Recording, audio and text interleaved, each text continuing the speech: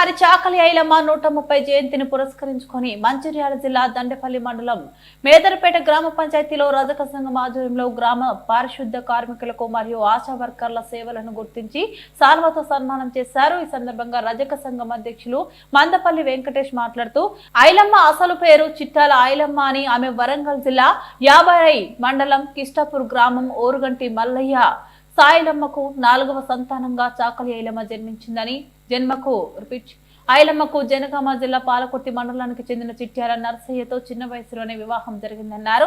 ఐలమ్మ విగ్రహం హైదరాబాద్ ట్యాంక్ బండ్పై ఏర్పాటు చేయాలని, విద్యా కోర్సుల్లో చేరే రజకులకు పూర్తి ఫీజు ప్రభుత్వం చెల్లించాలని, ప్రతి గ్రామంలో దోబీ గార్డ్స్ కట్టించాలని, ఇలాంటి షాపులకు సబ్సిడీ రుణాలు మంజూరు చేయాలని, 50 సంవత్సరాల నుంచి నిండిన ప్రతి రజకులకు పెన్షన్ మంజూరు చేయాలని, ప్రభుత్వ హాస్పిటల్లో బట్టలు పిండే పని రజకులకు అప్పగించాలని ఈ సందర్భంగా ఆయన కోరారు. ఈ కార్యక్రమంలో గ్రామ రజక సంఘం నాయకులు ఎనగందుల సతీష్, బట్టి సతీష్, కడతల సతీష్, గ్రామ నాయకులు బోయేడి వెంగళరావు, సుద్దాల రాజారావు, చొప్పదండి రాజేష్, కుమ్మర్తి వేణు, కారాబార్ పిట్టల సతీష్, ఆశా వర్కర్లు శ్రీలత, జ్యోతి, పారిశుద్ధ కార్మికులు పాల్గొన్నారు.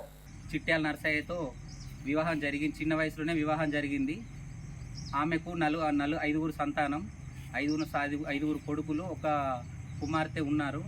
అలాగే చిట్యాల ఐలమ్మ మన చిట్యాల ఐలమ్మ స్ఫూర్తితో మన రజకులందరూ ముందుకు పోవాలని ఈరోజు నేను మనస్ఫూర్తిగా కోరుకుంటున్నాను. అలాగే ఈ తెలంగాణ ప్రభుత్వం కోటి యూనివర్సిటీకి చాకలి ఐలమ్మ పేరు పెట్టడం చాలా అభినందనీయం.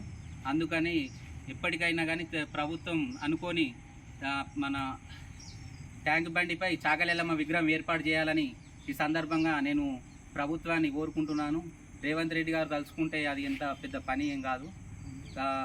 అలాగే సబ్సిడీపై బ్యాంకుతో సంబంధం లేకుండా రుణాలు చెల్లించాలని, ప్రతి గ్రామంలో దోబిగార్లు లేక చాలామంది ఇబ్బందులకు గురవుతున్నారు. ప్రతి గ్రామంలో దోబిగార్లు నిర్మించాలని, అలాగే హాస్పిటల్లో బట్టలు దిగే పనులను రజకులకే అప్పగించాలని ఈ సందర్భంగా నేను తెలియజేస్తున్నాను. పింఛన్లు 50 సంవత్సరాలు దాటిన ప్రతి రజకకు, మహిళలకు కానీ, మన మహిళలకు కానీ, ఎవరికి కానీ, మా రజకులకు ప్రతి ఒక్కరికి పింఛన్ మంజూరు చేయాలని ఈ సందర్భంగా నేను తెలియజేస్తున్నాను. జై చాకలి ఐలమ్మ, జై చాకలి ఐలమ్మ.